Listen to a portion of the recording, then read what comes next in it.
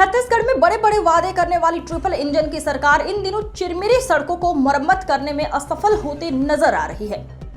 MCB जिले के अंतर्गत आने वाला इकलौता नगर पालिक निगम की सड़कें लोगों की मौत का इंतजार कर रही है। आपको बता दें कि इन दिनों चिरमिरी सड़कों का बुरा हाल है। लोगों को सड़कों में गाड़ी चलाने में बहुत कठिनाइयों का सामना करना पड़ रहा है। इन्हीं सब को देखते हुए SECL रिटायर्ड कार्मिक विधान दादा और उनके साथी ने चिरमिरी के खराब सड़कों की मरम्मत कर रहे हैं। वैसे आपको जानकारी दे दें कि विधान दादा लगभग 15 वर्षों से निस्वार्थ भाव से सेवा करते आए हैं।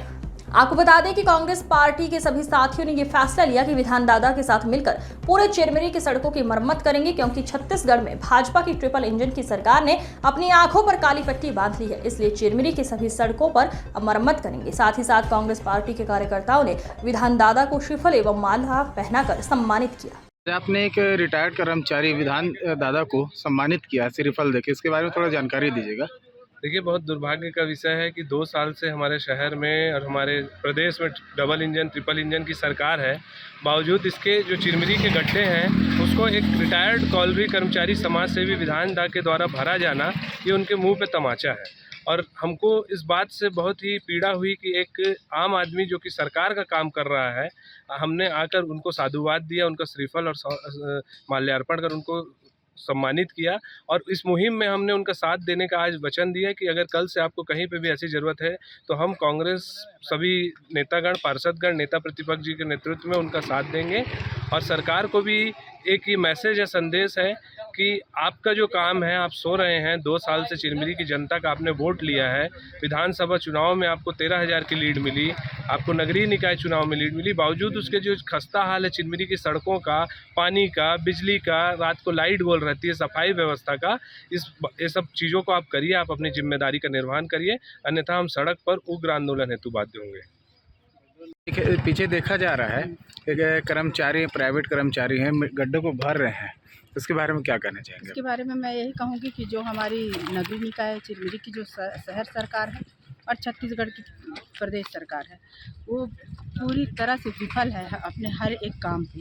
क्योंकि देखिए, चाहे सफाई का मुद्दा हो, चाहे लाइट का मुद्दा हो, चाहे सड़कें की बात हो, जाहिर सी बात है जिस सरकार जो जवाबदेह इंसान जो जीता है, चाहे वो महापौर जी हों, चाहे हमारे मंत्री जी हों, उनको संज्ञान में लेना चाहिए कि हमारे चिरमिरी की जनता जिन्होंने वोट देकर जिताया है और ये सब मूलभूत सुविधाएं में आता है, जो लाइट है, सड़कें हैं, बिजली है, उन पे उनको ध्यान देना चाहिए। लेकिन हमारे शिकायत करने के बावजूद भी हमारे नगर निगम के जो सक्षम अधिकारी हैं, महापौर जी हैं, कुंभकर्णी नींद में सोए हुए हैं, यहाँ तक कि मंत्री जी भी हैं।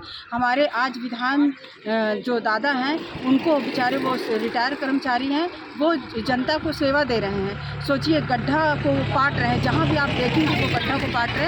आज इसको देखते हुए हम सभी कांग्रेस जन, हमारे सभी पार्षद, उप नेता प्रतिपक्ष, हमारे सुभाष भैया जी, कांग्रेस के लीडर, हम सब मिलकर उनका साधुवाद देने आए और उन्हें हमें माल्यार्पण करके हम श्रीफल देकर उन्हें सम्मानित किया। और हमने ये वादा किया कि आज के बाद से ऐसी जो भी जनता के हित के काम होंगे, हम आपके साथ कंधे से कंधा मिलाकर काम करेंगे। जैसा कि छत्तीसगढ़ में ट्रिपल इंजन की सरकार है और जनप्रतिनिधियों की भी गाड़ी इसी रोड से होके जाती है, क्या उनको नहीं दिखता होगा गड्ढे के बारे में? देखिए, वो लोग तो जो भाजपा के लोग हैं, मैं सीधी बात कहना चाहूँगी, जो भाजपा के पार्षद हैं और जो भाजपा के विधायक मंत्री हैं, वो तो एकदम नज़रअंदाज कर रहे हैं। वो जनता से उनको कोई सरोकार ही नहीं है, क्योंकि 4 व्हीलर गाड़ी है उनकी, लग्जरी गाड़ी, तो उनसे उनको गड्ढा और कोई चीज़ का पता नहीं चलता। लेकिन जो आम जनता है, जो बेचारे बाइक से जाते हैं, जो पैदल जाते हैं, उनको दिक्कत होती है।